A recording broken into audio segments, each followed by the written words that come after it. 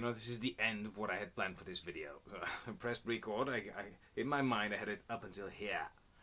Now, there's the other things. Yeah. So when the Earth began, I'll be talking about this in future episodes. This little series of homework episodes. Right. So Gaia. In the beginning there was chaos, right? Chaos. Just chaos. You know chaos, but that's chaos. And chaos, after a big yawn, apparently, or a fart, who knows, of chaos, Gaia appeared. Gaia was the Earth. The Earth, as in the Earth.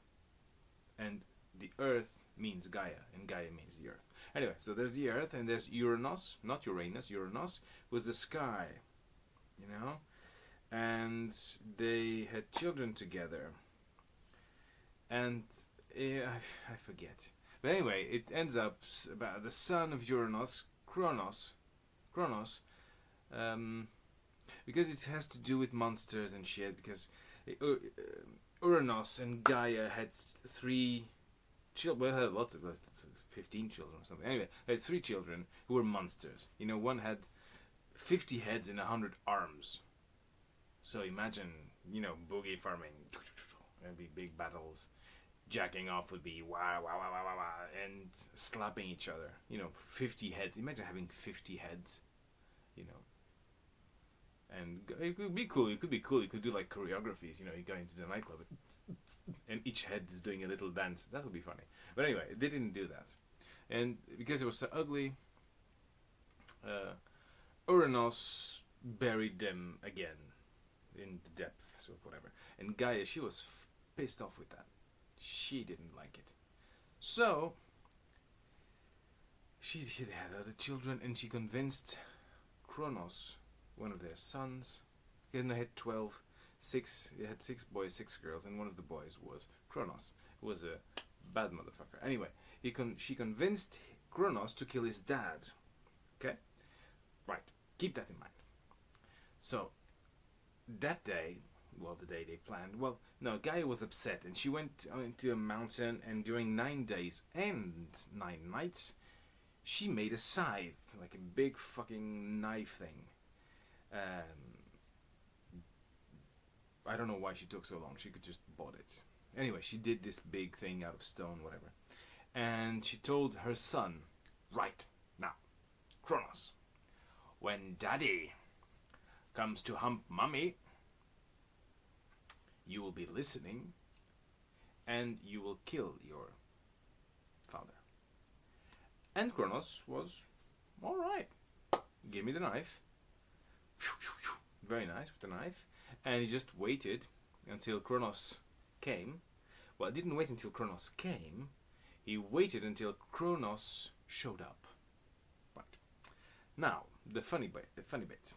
Well, it's not really yet funny.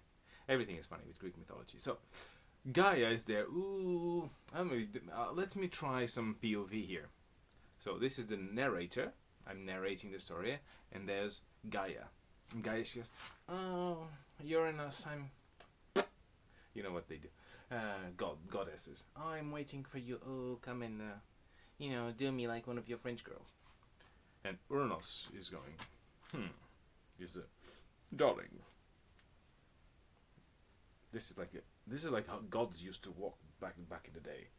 Darling, I shall possess you. Mind if I pull your hair today and slap your buttocks? May I fondle your buttocks? And she goes, oh, I thought you'd never ask. I did ask. So, now this is the narrator talking.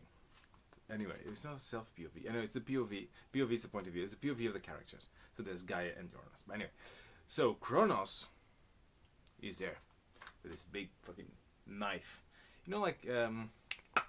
What's the name of the movie? Ice Age? Ice Age. There's, what's his name? The little ferret, sort of, with the stuff.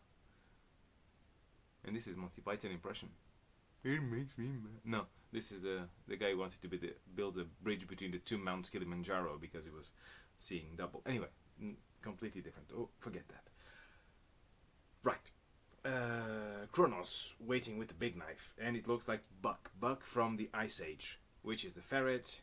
It's completely bonkers, a bit like me, and it has a knife that looks like that, but it's a tooth, and the tooth is anyway. So Chronos is there. He has his knife. He's waiting, and he's it's checking if it's still recording. It's annoying, I guess, listening to your parents have sex, or starting to have sex, and you have to wait until your dad has his dick out, because otherwise he can still fight you. So you have to wait and listen to all the, because there's Gaia going, oh, and the other, hey, that is nice. Oh, show me that again. And she goes, oh, you want to watch this? Yes, yeah, baby, I do. So and this, it'll be a godly lovemaking session. And she goes, oh, I hope so. So, again, this is never, anyway. So, Chronos is waiting, and now I'm imitating Eddie Izzard. Eddie Izzard goes, yeah, Chronos is waiting, he's there with the big knife. So he's getting ready. Now, Uranus gets his dick out, like this big a dick, Uranus, and he aims it right at Gaia. Now Chronos comes out of his hiding place with his knife, and he cuts off, of course, his father's penis and testicles. That's what he does. And not only does he do that, he grabs it, he grabs them, the genitals. He grabs the genitals, his father's genitals. And it's all gooey and shit. It's blood and semen going all over the place. And he throws the fucking shit all over Greece, and it will land. It lands in the ocean, and where it lands, there's an island coming up, and I don't know who else. Anyway, there's another character, I forget. Another character who just is born. I think it's not Poseidon. Maybe it's Poseidon. Anyway, yeah, probably Poseidon is born out, or I don't know, someone is born. When the dick hits the water in the balls, there's this new god coming up. And from his punani, his ex, where it doesn't have anything anymore, there's the blood is dripping onto the floor, and because the blood and there's a bit of jizz, let's say it as it is, a bit of jizz falls onto the floor, and from there you get giants, gigantes, who just other beings, chthonic beings, because they're born from the earth. Right. So this is to give you an idea about how fucked up Greek mythology is. And if you thought I was crazy, now, right? So yeah. Now maybe director, you might want to cut this in two, because we're going to talk about dinosaurs. Right. The problem with dinosaurs. This is the dinosaur point of view. What is the problem with dinosaurs? That's myself. Well, the problem with dinosaurs, I will explain it to you. Pointless dialogue, because dinosaurs are dead and this guy doesn't exist. So, doesn't work. Anyway, dinosaurs. They were... Let me see if I can still record some more, because if not, I can't see shit. Sorry, excuse me, director. Don't go anywhere. No, batteries are going. Batteries are going. Shit, camera. Anyway, so I have to go fast now. Dinosaurs. The problem with all religions is that none of them talked about dinosaurs. Why? Because men didn't know dinosaurs existed. So it kind of proves, that men made up religion. Because gods only told people what people knew already. Except some stuff in Islam, which is weird. like the embryo, the stages of the embryo, or the 7 layers of the atmosphere. There's some scientific revelations in the Quran that people would have no idea how to even imagine back in those days. But again, it also teaches you how to use boiling water to destroy someone's face instead of using boiling water to sterilize instruments and not die from septic shock whenever you do operation. Anyway, so fast. So these dinosaurs, there was one who didn't have any teeth, little arms like that. Well, his paws were like this, and he was called Licolotipus. A Licolotipus was the first creature that no one really found because it was Licolotipus, and it was this big family of the Licopus. So there was Licolotipus, there was Lictumachipus, nowhere near the pus. Nowhere near the pus was a tiny one. And he was poor, so he was always. Oh, where is he? Well, he's nowhere near the pus, so he's far away from the pus. So there's nowhere near the pus. There was always on the pus, always after the pus. So it's all about the pus. And why pus? Lick a lot of pus.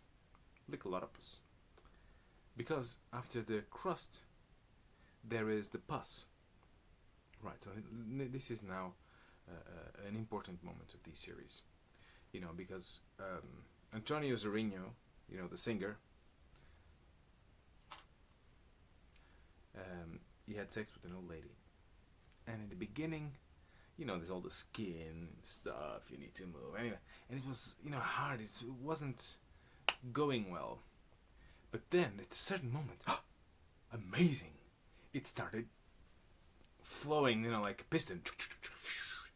And he says, wow, darling, what just happened? And she says, well, after the crust, there's the pus. So if you want to lick a lot of pus, go right ahead. And you are welcome, darlings. Goodbye.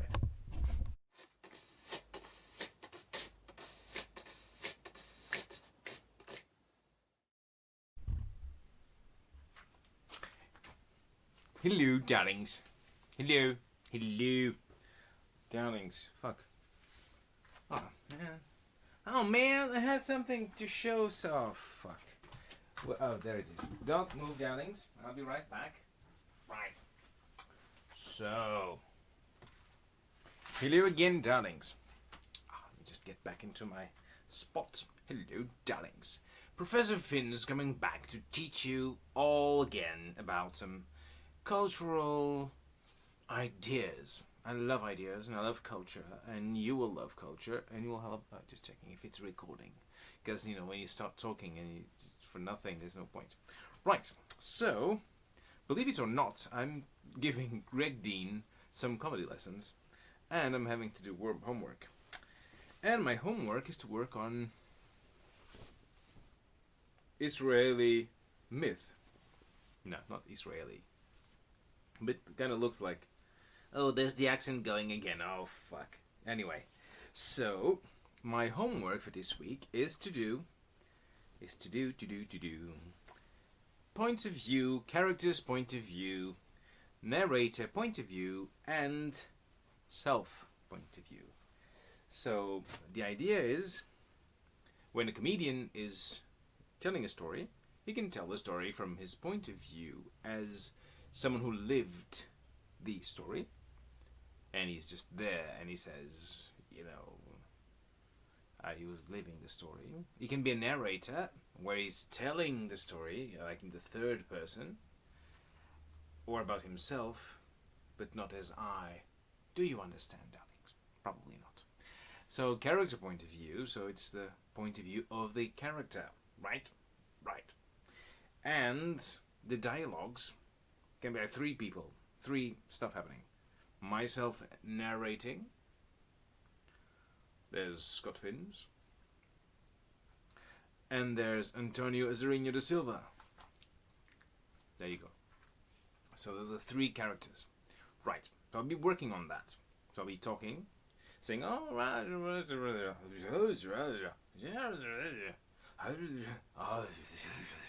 So that was I'm going to be doing that. Right. But before that, I would like to do a little introduction because it has to be, I have to do this every day until next Tuesday. And so we will be talking about Greeks. And if you think crack cocaine is something recent, you don't know Greek mythology. Now, Greek mythology, if you're interested in it, go and read or hear, which is even better. Anyway, Stephen Fry's book called Mythos, I think. Right, so where he tells the story of all Greek. I'm getting tired of the accent. Anyway, so he tells the story of all Greek mythology. Not all Greek mythology, but some interesting stuff about Greek myths and shit. And when you hear it, you go, oh man, Jesus is boring. That is the main idea. Jesus is he's choir boy compared to the Greek gods. Anyway, so this is this is the end of what I had planned for this video. So I pressed record. I in my mind I had it up until here. Now, there's the other things. Yeah. So when the